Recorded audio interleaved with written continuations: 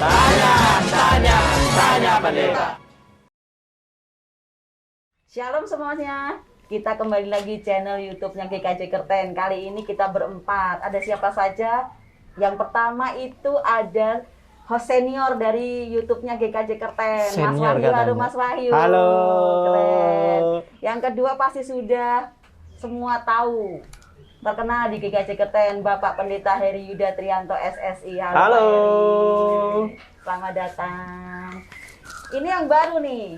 Wajah baru, narasumber kita kali ini. Kita mau out of the box kali ini. Ada Pak Yunus. Halo Pak Yunus. Halo. Keren. Sehat semua ini hari ini? Sehat, bagusan. Puji Tuhan, haleluya. Hari ini ada yang spesial karena ini tema kita ngeri-ngeri sedep Pak. Seks dan ajaran, wes keren. Tapi sebelum itu kita mau biasa jargon kita. Yuk tanya pendeta. Tanya, tanya, tanya pendeta. Keren. Yang pertama ini, gini bapak-bapak yang ganteng ini. Masa pandemi ini banyak anak-anak yang pegang HP secara pribadi. Orang tua jarang mengontrol HP anak-anak. Kemudian mereka akan meluncur kemana-mana sampai ke dalam-dalamnya. Yang paling parah dari narkoba di sini adalah tentang porno. Kemudian mengacu ke seks. Seks itu sesuatu yang membuat mereka curious atau penasaran dengan fenomena seperti ini. Gimana Pak Yunus untuk menanggapinya? Secara Pak Yunus ini kan aktivis untuk masalah yang berbau-bau seperti itu. Monggo Pak Yunus. Ya, ini hal yang tidak bisa disangkal ya. Siapa sih anak-anak yang tidak bisa membuka beberapa situs, termasuk situs-situs porno di internet. Dan itu sangat mudah, diketik tulisan apa aja sudah muncul gitu. Tuh, tidak hanya diketik loh Pak. Langsung di Voice. pakai suara aja udah Iya. mulai, karena kecanggihan sekarang gitu Betul. ya. Dan itu nggak bisa yang tidak, misalnya sebagai orang tua langsung 24 jam untuk ngawasi kan tidak mungkin. Nah, ini menjadi fenomena yang sangat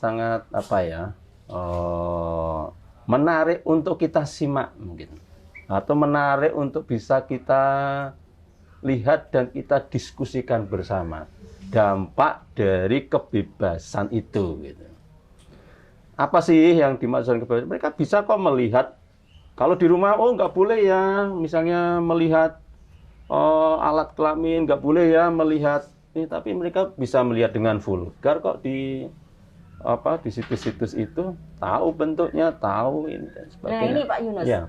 Tentang alat kelamin tadi, karena di pendidikan kita yang secara kita orang Indonesia, orang Timur nih, apalagi nanti kita juga akan mendengarkan pendapat Pak Pendeta sebagai pendeta di GKJ Kerten tentang hal-hal alat kelamin yang menurut orang-orang Indonesia itu terlalu tabu untuk dibicarakan kepada anak-anak mereka. Kemudian ini bagaimana ya menurut Pak Yunus secara garis besar atau memberikan edukasi tentang bahasa yang tepat tanpa ambigu kepada anak-anak, tanpa membuat persepsi mereka menjadi negatif seperti itu. Mungkin ada solusi. Saya kira pendidikan tentang kesehatan reproduksi itu harus dimulai dari sedini mungkin. Itu menjadi salah satu kunci juga untuk bagaimana anak-anak remaja sama dewasa nanti dia bisa menghargai tubuhnya sendiri sebagai karunia dari Tuhan. Jadi kesehatan reproduksi itu harus dimulai dari sedini mungkin. Kalau memang nanti ada dia mulai TK, ya sudah kita ajarin dari TK gitu, sesuai dengan konteks umur. Ya. SD juga kita ajari bagaimana alat kelamin dia itu seperti apa, alat kelamin lawan jenisnya seperti apa, namanya apa, penis, vagina. Itu bukan sesuatu yang porno, bukan sesuatu yang tapi kita jelaskan namanya. Berarti bahasanya memang harus apa? Iya, bukan kok berarti alat kelamin laki-laki batu misalnya, tidak mungkin kita bilang ya namanya penis ya penis, vagina ya vagina gitu ya. Dari SD, TK, SD, SMP bahkan SMA kesehatan reproduksi menjadi kunci. Nah, kemudian jangan kita itu membalikkan fakta atau membalikkan bahwa itu tidak nyata. Contohnya bahwa ada terjadi sesuatu di luar itu yang memang sudah ada kebebasan di sana. Maksudnya? Kebebasan dalam arti apa? Yang seperti tadi, melihat, kalau di sekolah aja kadang sebagai guru itu tidak terus terang. Betul. Tapi dia alat kelamin pria, laki-laki, penis itu hanya gambar, oh jangan itu kelihatan saru. Iya, Ya. biasanya seperti itu. Lah saya lihat aja anak-anak bahkan tidak hanya gambar, aslinya aja dia lihat. Kan begitu. Betul. Ya, malah dia melihat dari hal-hal yang lain, Gitu. dari situs-situs yang lain yang itu tidak jelas. Iya. Justru itu menjadi keprihatinan kita, sekaligus ini menjadi tantangan Betul. bagi kita, ya, tantangan bagi kita semua, termasuk remaja gereja, pemuda di gereja. Ini menjadi tantangan kita bersama. Apakah kita juga nanti akan ikut-ikutan seperti itu? Karena juga mungkin karena ini tekanan sebaya. Ataukah kita bisa dengan kuat atau dengan tegas? Enggak. Apakah kita berani mengatakan tidak dengan itu, dengan pornografi? Apakah kita bisa mengatakan tidak dengan seks bebas? Ini yang menjadi tantangan kita. Nah, kita diskusikan lebih jauh lagi. Nggih. Itu tadi dari sudut pandang Pak Yunus, karena menurut saya Pak Yunus tidak ada pagarnya ketika harus memberikan bahasa yang benar-benar lugas. Ya. Tapi dari sudut pandang pendeta ini, dari sudut pandang pendeta, menurut Pak Heri gimana nih? Bagaimana cara memberikan edukasi sejak dini tentang seks untuk anak-anak, apalagi kan di gereja ada program katekisasi ya Mas Wahyu ya. Betul. Kita dulu waktu saya Mas Wahyu waktu kecil di katekisasi, begitu mau masuk ke CD itu bahasa itu sangat tabu. jarang banget. Jarang sekali dibahas. Makanya sekarang dengan fenomena sekarang ini ya Mas Wahyu, untuk kebebasan kita berseluncur di website dimanapun mereka inginkan, itu sangat-sangat menantang pihak gereja untuk memberikan solusi bagaimana memberikan edukasi ke remaja-remaja gereja. Gimana Pak? Ya, terima kasih Mbak Indah. Saudara-saudara yang terkasih, pendidikan tentang seks atau education seks di gereja sebetulnya sudah terprogram. Yang pertama itu di dalam pendidikan katekisasi, di mana tanggung jawab sebagai warga dewasa. Jadi tanggung jawab warga dewasa bukan hanya kepada gereja, tetapi juga atas kehidupan pribadi sebagai orang dewasa yang menerima berkat Tuhan di dalam kehidupan. Yang kedua, lebih dalam lagi, katekisasi pranikah, di mana Majelis GKJ Kerten sekarang telah membagi tim katekisasi pranikah itu pastoral, itu diampu oleh pendeta, lalu keluarga dan hukum, dan kemudian kesehatan keluarga. Nah, kesehatan keluarga ini memang diampu oleh praktisi kesehatan di rumah sakit yang menjadi majelis dan jemaat di gereja kita. Nah, di sana dijelaskan tentang tadi reproduksi, dan bukan hanya reproduksi, siklus, dan bukan hanya siklus, bagaimana anak-anak di dalam perkembangannya. Nah, memang sampai sejauh itu gereja di dalam merencanakan education seks kepada jemaat. Sebab memang sih tidak kita pungkiri, membahas tentang seksualitas secara vulgar di gereja, apalagi dalam konteks gereja Kristen Jawa. Itu masih belum bisa terbuka los. Beda dengan Pak Yunus tadi. Iya.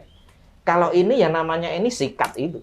Kalau itu namanya itu ya sikat itu. Tetapi tradisi dalam Jawa itu memang tidak bisa, itu tantangan. Walaupun toh sekarang gereja juga terbuka dengan media sosial, dengan pendidikan bukan hanya di dalam pastoral, tetapi juga pendidikan-pendidikan lain yang bisa untuk mendukung pemahaman jemaat. Tadi saya tertarik dengan yang education sex, tapi itu kan khusus untuk pranikah. Yang kita soroti saat ini, ketika pranikah, oke lah mereka ready untuk siap menjadi suami istri. Tetapi ketika katekisasi yang remaja-remaja ini yang memang riskan untuk mempunyai daya penasaran yang tinggi ya. Dulu saya juga penasaran waktu waktu saya masih remaja, Mas Wahyu juga tidak menutup kemungkinan seperti itu. Makanya terjadi hal-hal yang maksudnya mereka akan searching atau mencari informasi dari orang luar yang tidak bertanggung jawab. Itu loh yang kita dari gereja kita. Demikian, saudara. Salah satu materi di dalam katekisasi baptisidi itu adalah 10 perintah Allah. Di sana ada kilometer 7. Jangan berzina. Nah, disitulah kita kupas. Bagaimana sih tanggung jawab sebagai manusia dewasa. Manusia dewasa itu adalah tanggung jawab dia di dalam kehidupan dan kepada sesama. Dia sudah dewasa loh. Dan tindakanmu itu bisa membuat orang bahagia, tetapi juga bisa membuat orang menjadi susah. Salah satunya adalah tentang seksualitas. Sehingga disitulah kita jelaskan di dalam katekisasi. Ya mungkin bahasan ketika Bu Endah, Mas Wahyu pada saat itu katekisasi belum ada, mau ikut katekisasi, enggak apa-apa, gitu ya. Nanti kita buka lagi katekisasi itu. Selanjutnya akan kita lanjutkan pertanyaan-pertanyaan dari jemaat nanti. Yuk tanya pendeta. Tanya pendeta.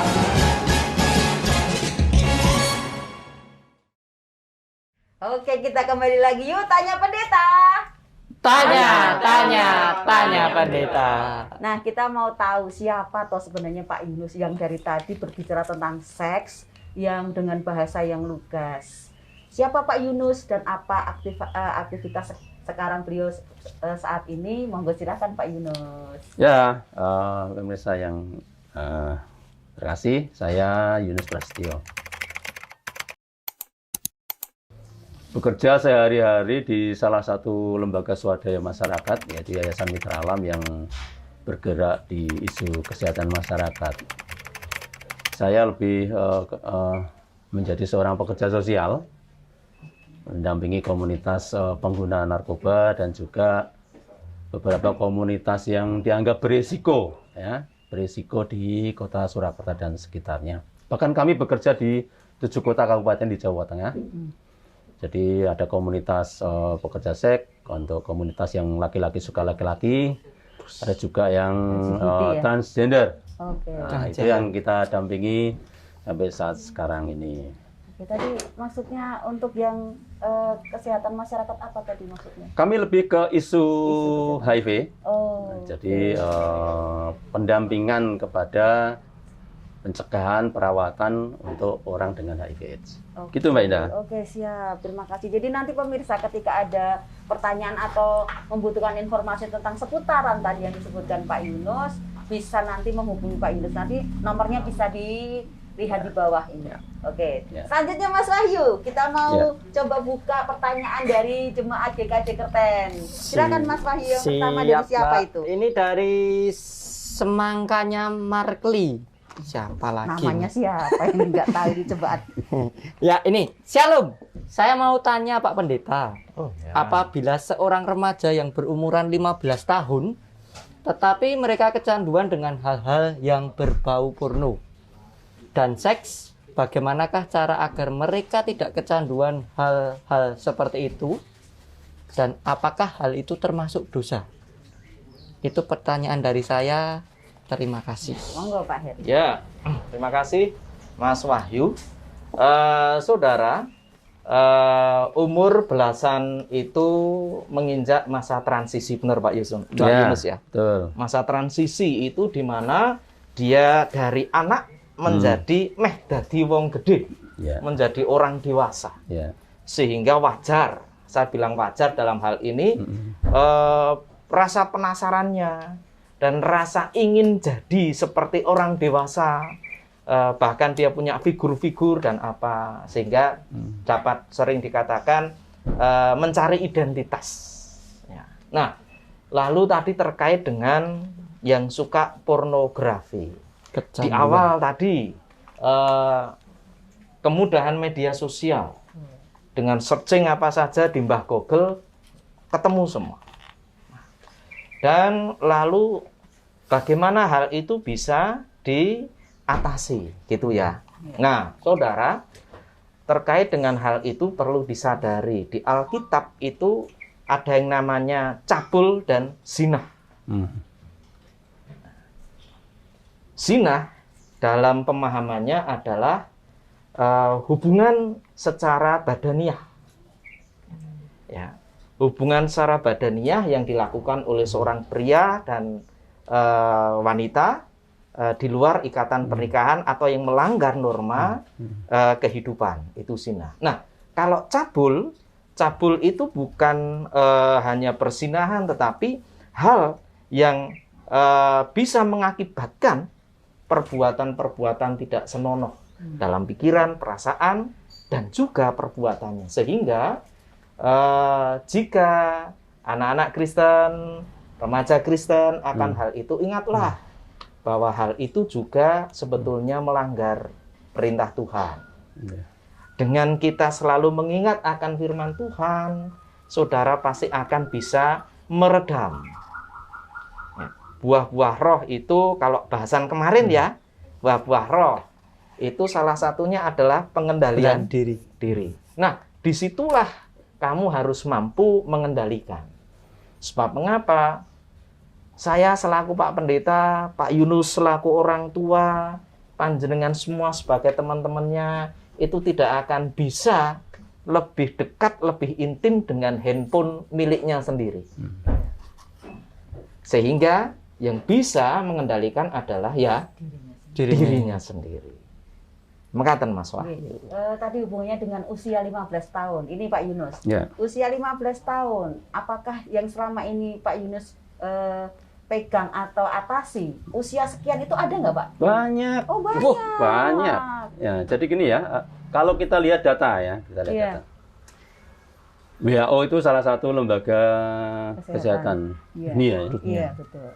Itu mengatakan 11% remaja di dunia itu hamil di luar nikah. 11%. 11%. Banyak Ya, tinggi itu. sekali.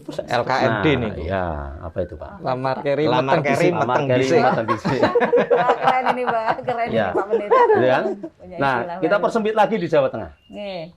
Jawa Tengah itu ada kasus 3.850-an anak hamil duluan.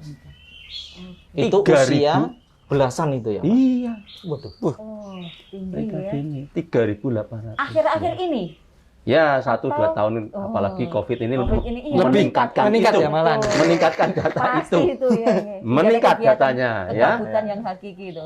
Nah, ini kan menjadi pertanyaan. Kenapa kok bisa seperti itu? Kita nggak bisa pungkiri kan, Pak Betul. Pendeta, Ya, Mbak Indah. betul. Seks itu bagi mereka yang sudah pernah mengalami itu sesuatu yang mengenakan, itu. Nyaman katanya. Nyaman. Iya. Karena itu karunia juga dari Tuhan. Betul. Tapi kan tadi sudah sampaikan Pak Pendeta, ada waktunya, ada yang tepat gitu kan, ketika mereka sudah menikah. Tapi fenomena di lapangan banyak terjadi pernikahan dini. Karena apa? Duluan itu Hamil tadi. duluan. Terpaksa. Kenapa ada pernikahan dini? Kenapa mereka hamil? Ya mereka melakukan persetubuhan, nah, gitu. Di luar kendali mereka. Hal yang kita perlu lihat lagi, kenapa kok mereka melakukan itu? Kenapa kok banyak terjadi kasus itu? Gitu. Banyak hal yang melatar belakangi. Di samping yang tadi disampaikan Pak Eri. Satu, karena faktor keluarga. Dalam hal ini adalah keluarga yang tidak harmonis. Harmonis contoh seperti apa? Mungkin keluarga yang broken. Dia hanya tinggal, misalkan anak itu tinggal dengan ayah Eyangnya. tirinya. Oke. Dia tinggal dengan salah satu ibunya saja atau bapaknya saja. Ya. Jadi dia tidak mendapatkan kasih sayang banyak. Nah ini kalau dikaitkan dengan Pak Heri tadi, berarti apa? Berbicara tentang seks, itu bukan hanya objek anak remaja dan pemuda, tapi juga keluarganya ini menjadi sesuatu bagian yang penting gitu. Kita ngomong tentang ke anak-anak loh, permasalahannya bukan di sini loh. Permasalahannya ada di keluarga loh. Ya keluarganya yang dibenerin juga gitu. Di mana? Di pekan keluarga pernah nggak saya tanya Pak Pendeta? Pernah nggak di pekan keluarga itu juga menyinggung tentang itu gitu? Ya. Kalau belum, ya mari kita usulkan. Ya. Supaya apa? Karena akar masalahnya ada di keluarga. Oke, lingkungan keluarga. Dengan Hubungan dengan keluarga. tadi married by accident. Ya. Itu. Ya. Banyakkah korban atau banyak kematian balita yang terjadi karena hal itu menurut pengamatan Pak Yunus? Faktanya. Sebagian besar anak-anak di panti asuhan, ya, di panti asuhan, bayi itu karena akibat kehamilan yang tidak dikehendaki. Jadi dia juga ini yang menjadi dampaknya ketika dia melakukan perilaku seksual yang tidak dikehendaki, kemudian dia hamil, akhirnya anak ini juga tidak dikehendaki oleh mereka gitu. Nggak mau. Akhirnya apa? Ada aborsi. Kalau tidak berani aborsi, berarti dia akan hamil, dan ketika dia hamil, dia tidak akan suka dengan anak itu. Dan anak ini menjadi korban. Nah, yang menjadi resiko berat antara laki sama perempuan itu memang perempuan. Ketika mereka melakukan persetubuhan kemudian hamil kan yang repot kan yang perempuan. Iya, betul. Yang laki ya 9 bulan loh Pak. gitu kan. Belum lagi dia akan mendapatkan stigma lagi di masyarakat, Betul sekali. stigma di gereja, stigma di mana-mana. Wes meteng dhisik bocah kae. Kan gitu. Betul. Gitu. Ya. Keren. Banyak pengetahuan ya ternyata kolaborasi antara ajaran dan di lapangan itu memang harus saling mendukung, karena memang seks itu sendiri tercipta karena memang itu anugerah dari Tuhan, dan ketepatan mereka berbuatnya itu bisa diedukasi dari lingkungannya, dari gereja juga memberikan masukan yang positif untuk anak-anak. Gitu ya Mas Wahyu, setuju ya? Setuju. Oke, kita lanjut lagi. Yuk tanya pendeta. Tanya pendeta.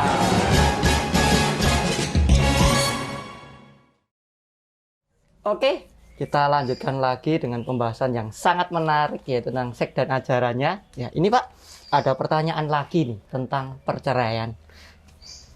Orang Kristen yang cerai bila akan menikah, apakah dianggap zina? Mengingat apa yang dipersatukan Tuhan tidak boleh diceraikan manusia. Mungkin bisa dijawab oleh Bapak Heri. Oh ya, matur nuwun Mas Wahyu. Nggih. Tentang perceraian dan mau menikah. Nah, saya mau tanya dulu, menikahnya resmi atau tidak? Resmi ya? Resmi. Oh, resmi. resmi. Dianggap resmi nih, enggak ada resminya. Kalau tidak resmi kan namanya terzina itu Pak. Nah, saya mau bilang gitu. Iya. Nah, saudara, memang di ajaran gereja perceraian itu adalah dosa Dosa. dan tidak diizinkan. Sebab gereja tidak merekomendasi. Gereja tidak merekomendasikan adanya perceraian. Kami akan senantiasa mendampingi keluarga yang bermasalah. Dan solusi yang kita sampaikan tidak ada perceraian di sana. Nah, apapun masalahnya. Nah, lalu bagaimana kok perceraian bisa terjadi dalam kehidupan orang Kristen? Nah, itulah yang disebut cedera manusiawi. Artinya bahwa manusia itu memiliki pilihan-pilihan dalam kehidupannya. Ketika dia memilih seturut dengan Allah, aku percaya Tuhan, masalahku akan selesai, dibantu oleh jemaat, didampingi oleh lembaga yang memang kompeten, kita akan berupaya selesai. Tetapi ketika pilihan mereka cerai, itulah pilihannya. Nah, itulah yang namanya cedera manusiawi, di mana dalam kehidupan seorang itu memiliki pilihan-pilihan. Dia memilih untuk seturut dengan Tuhan, ya hidupnya terselamatkan dengan pendampingan, baik oleh gereja maupun lembaga yang kompeten, didukung oleh jemaat. Nah, tetapi kalau pilihan dia cerai, itu bukan berarti gereja mengizinkan. Sebuah perceraian, dan perceraian itu terjadi oleh karena lembaga negara dalam pengadilan. Dan setelah perceraian, apakah dia dosa?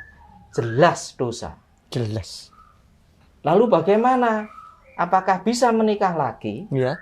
Nah, disinilah saudara, Tuhan itu maha pengasih dan maha penyayang. Semerah apapun, ya, dia akan tetap menjadi putih oleh karena cinta kasih Tuhan. Perceraian terjadi, lalu tindakan gereja bagaimana? Segera didampingi, segera diingatkan, segera dimotivasi untuk mengakui dosa dan kesalahan. Dan setelah itu, maka akan didukung bersama di dalam pertobatan. Loh Pak, kalau sudah cerai dan kemudian bertobat, apakah dipulihkan? Jelas dipulihkan. Dia memiliki hak yang sama sebagai warga gereja. Dipulihkan dalam hidupnya, dipulihkan dalam tanggung jawab persekutuan jemaat. Salah satunya adalah pemberkatan nikah. Dan kalau demikian, apakah boleh dilayani pemberkatan? Boleh, asalkan dia telah bertobat. Dan kita dampingi di dalam pernikahannya, agar hal itu tidak akan terulang lagi. Dengan harapan bahwa pernikahan itu adalah kudus di hadapan Allah. Demikian, Mbak Wahyu. Berarti gini, tadi proses sebelum cerai ya Mas Yahya. Iya. Itu berarti ada proses mediasi dulu ya tadi. Betul. pendampingan. Pendampingan untuk itu. Nah, dari gereja ada proses pendampingan dan lain-lain. Kemudian untuk dari segi ke masyarakatnya, ini Pak Yunus mesti lebih ngerti nih. Apakah pernah ada fenomena ketika anak yang married by accident itu kemudian melakukan mau proses menikah atau mereka mau melepaskan hubungan mereka satu dengan yang lain, itu apakah pernah ada suatu yang unik atau kejadian yang khusus tentang hal itu yang berhubungan dengan tadi mediasi mau menikah atau mau bercerai seperti itu? Ya, baik Mbak Indah. Jadi gini, ketika ada kasus hamil duluan gitu ya, kemudian mereka akhirnya terpaksa atau dipaksa untuk merit atau menikah. Ini biasanya umurnya juga nggak panjang pernikahan itu. Makanya perceraian, data perceraian itu juga tinggi. Karena apa? Ya itu mereka tidak, itu bukan mereka ketika mereka bertubuh itu bukan untuk membangun sebuah keluarga. Nafsu sesaat. Iya, makanya kan itu kan signifikan banget gitu. Ketika memang itu kehamilan di luar nikah, kemudian mereka dipaksa harus menikah, akhirnya juga nggak berjalan dengan baik. Perkawinan mereka toh akhirnya akan bercerai. Iya, hampir sebagian besar seperti itu, Mbak. Oke, tidak menutup juga kenyataan bahwa gini Pak Heri. Ya. Banyak remaja-remaja atau pemuda yang married by accident, orang gereja ini, anak-anak gereja, itu tidak menutup kemungkinan seperti itu juga. Ya. Nah, kita bicara fakta saja. Banyak yang pemberkatan setelah mereka hamil duluan, seperti itu. Nah, tindakan seperti itu bagaimana? Apakah yang bisa dilakukan agar semuanya terselamatkan? Bukan masalah dosa. Kalau dosa tetap dosa, saya yakin seperti itu. Karena mereka bertindak atas dasar nafsu terlebih dahulu. Ya. Kemudian pendampingan yang tepat kepada tidak hanya pengantin, calon pengantin, tetapi dengan keluarga di lingkungannya. Mungkin ada pendampingan yang khusus untuk kasus-kasus seperti ini. Ya, oke, terima kasih Bu Indah.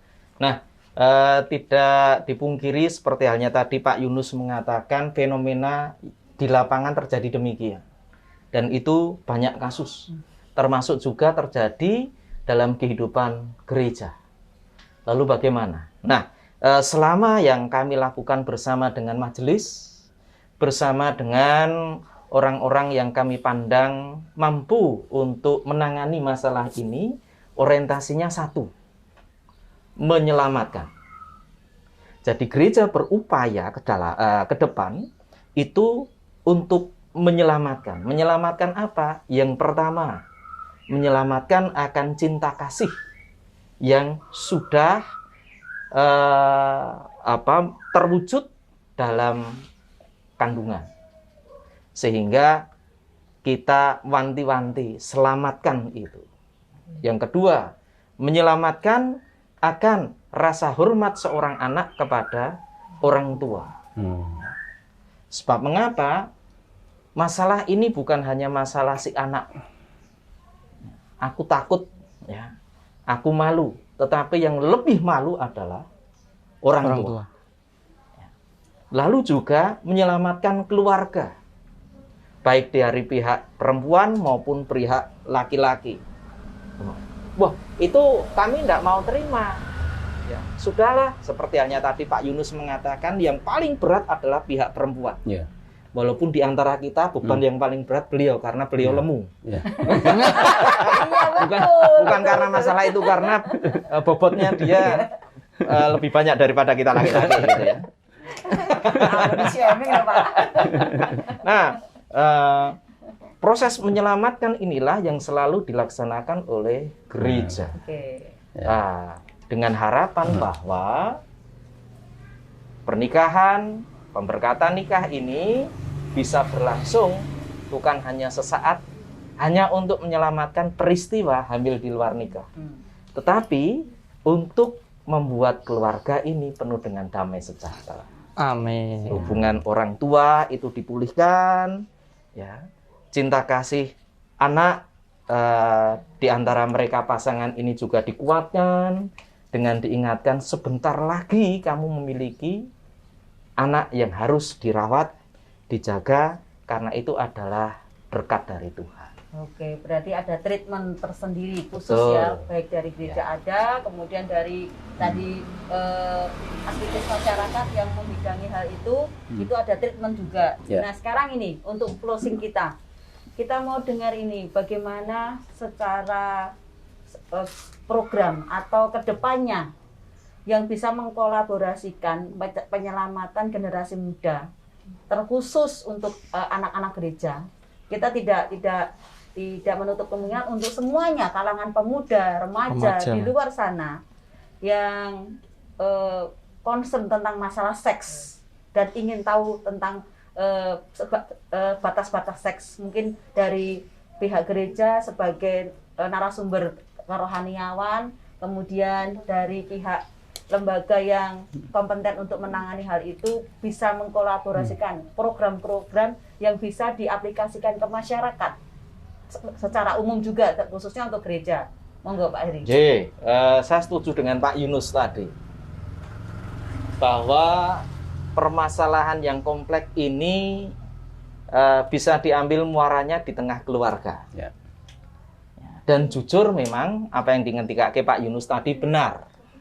Jika masalah seksualitas terkait dengan kehidupan remaja dan pemuda kelihatannya juga jarang dibicarakan dalam tema-tema pelayanan dalam kehidupan berjemaat, dalam bulan keluarga. Dan usulan yang sangat baik nanti kita akan sampaikan di tengah kehidupan berjemaat, khususnya dalam pelayanan kepada gereja. Nah, begitu pula program-program bagi anak-anak remaja. Nah, saudara, tidak dipungkiri dengan adanya perubahan zaman teknologi, gereja tidak mau harus berubah. Di mana bahwa gereja dalam tanggung jawabnya memelihara iman, itu juga memiliki peran. Peran dari gereja adalah untuk mendampingi. Peran bagi gereja adalah untuk bersama-sama mendukung dalam kehidupan generasi penerus ini. Nah, tidak mudah saudara, ya tidak mudah. Dan sekali lagi saya setuju dengan Pak Yunus. Peran ini jangan diserahkan kepada gereja. Brek, Pak Pendeta, pripun, jangan.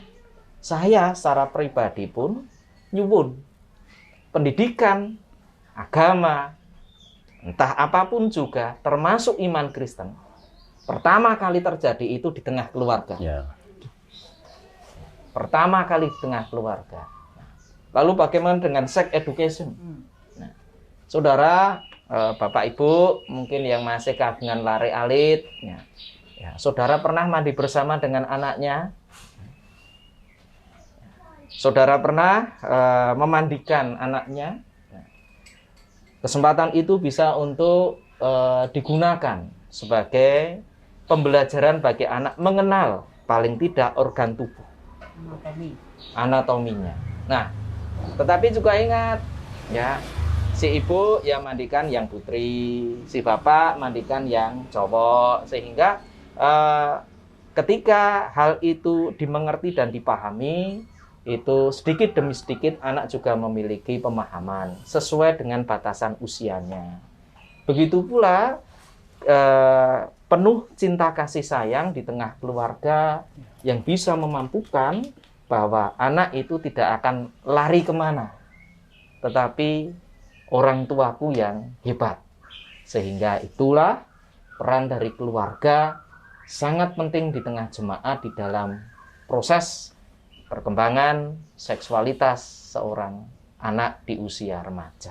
Berarti dari gereja program kedepannya ketika ada bulan keluarga biasanya Oktober ya Pak ya? Salah satunya itu. Iya, itu Ya. kita masukkan sedikit-sedikit tentang hal seperti itu dan tidak berbahasa ambigu ya. Ya. Karena itu sangat-sangat membuat anak-anak confused, bingung dengan bahasa. Kemudian dari Pak Yunus ini, wah ini kolaborasi yang bagus pasti nanti.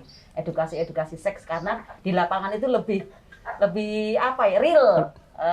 Dihadapi kenyataan-kenyataan yang benar-benar main blow up gitu. Monggo Pak Yunus, monggo. Ya, seperti tadi sudah kita sampaikan dan digarisbawahi sama Pak Pendeta, Pak Heri, bahwa muaranya itu ada di keluarga gitu.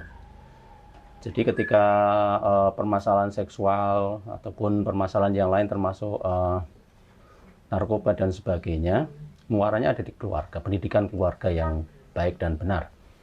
Kemudian juga ada di samping itu juga ada komunikasi yang kadang tersumbat itu antara anak dengan orang tuanya. Kadang tersumbat, mau ngomong sama bapaknya aja kadang mungkin sehari aja nggak pernah ngomong gitu. Komunikasi ya. Komunikasi ya. Mungkin ada juga terjadi itu. Iya. Atau sama ibunya aja. Jadi nggak pernah terjalin sebuah komunikasi yang baik gitu. Relasinya nggak bagus gitu. Bahkan anak ini akhirnya akan mencari di luar yang bisa menjadi saluran dia untuk bisa berkomunikasi. Padahal temannya dia kan kita nggak tahu siapa yang menjadi relasi dia di luar. Kemudian juga di samping itu kebanyakan itu karena anak-anak ini atau remaja ataupun pemuda mereka tidak punya kegiatan yang positif, nganggur, bingung mau ngapain gitu. Akhirnya yang udah pacaran ya pacaran terus. Pergi sama pacarnya aja kan. Apa yang terjadi? Bisa saja sampai mereka melakukan sesuatu yang perilaku seksual juga. Nah, seperti yang disampaikan Pak Pendeta, saya mengusulkan ada pojok konseling. Yang itu memang benar-benar dimanfaatkan oleh remaja dan pemuda. Nah, ini bisa menjadi bagian tersendiri dari komisi pemuda misalnya. Dia punya tempat konseling. Ya, jadi ada pojok konseling yang itu nanti bisa didesain sedemikian rupa menjadi tempat untuk curhat. Baik remaja, pemuda, bahkan nanti juga orang tua. Karena tadi muaranya ada, ingat kita muaranya ada di keluarga. Mungkin kita punya salah anggota dari gereja, mungkin ada keluarga yang memang menjadi bermasalah dan sebagainya. Mungkin dia juga butuh untuk pendampingan konseling ya. Bukan hanya sekedar konseling dalam konseling agama, mungkin dia butuh konseling secara umum. Mungkin dia sampai stres, sampai depresi atau apa, kan dia butuh juga untuk kebutuhan itu. Dan ini gereja perlu juga untuk memfasilitasi kebutuhan itu, ya, kebutuhan itu. Nah, itu kemudian juga sebisa mungkin atau sedini mungkin ada kegiatan-kegiatan yang tadi Pak Pendeta yang berhubungan dengan kesehatan reproduksi dan berhubungan dengan kesehatan seksual dan sebagainya, itu memang perlu untuk dimasukkan menjadi tema-tema di dalam kegiatan-kegiatan gerejawi. Entah itu PD, PA, atau sekolah minggu, atau seremaja, atau kegiatan pemuda. Dan memang itu bisa dikemas sedemikian rupa, baik dari sisi sekulernya maupun juga dari sisi gerejawinya. Jadi di match sedemikian rupa. Ini loh, ternyata kalau berbicara tentang seks, kenapa di gereja berbicara tentang seks? Karena di luaran terjadi ini. Gitu. Kenapa kok di gereja berbicara narkoba? Karena yang di narkoba itu juga banyak yang Kristen, bukan hanya yang lain. Kenapa ini berbicara tentang perceraian, kehamilan? Lah sing meteng karo sing hamil juga oke wong Kristen. Bukan hanya ini. Dan ini nanti bisa, seharusnya ini yang harus kita lakukan. Mungkin itu berarti tidak menutup kemungkinan kolaborasi antara dari aktivis masyarakat itu dengan gereja tentang sex education. Contohnya ada semacam seminar atau apa untuk khusus masalah tentang hal itu. Seperti itu kan bisa untuk menjadi jembatan kepada masyarakat umum, atau kita mengadakan tidak hanya untuk lingkup gereja saja, umum. Monggo silakan kita buka untuk umum dengan kapasitas sekian. Ada tentang edukasi tentang seks, masalah itu tentang anak-anaknya, reproduksinya atau keluarganya, itu bisa diaplikasikan ke masyarakat, ya. Tidak hanya untuk khusus gereja saja. Gereja prioritas utama karena banyak fenomena memang tidak hanya tadi ngendikan Pak Yunus, tidak hanya orang-orang luar, ternyata banyak pemuda gereja yang bermasalah tentang hal itu seperti itu. Nah, menambahkan dari Pak Yunus, sebetulnya gereja kita itu sudah memfasilitasi. Kenapa dalam proses panggilan pendeta yang keempat dan kelima itu dipilihkan laki-laki dan perempuan? Karena selama ini pendeta di GKJ Kerten itu laki-laki semua. Betul. Karena permintaan jemaat, segi feminimnya belum ada. Ketika saya mau curhat tentang segi feminim itu dengan Pak Pendeta yang laki-laki, aku ratekan. Sungkan ya Pak? Sungkan.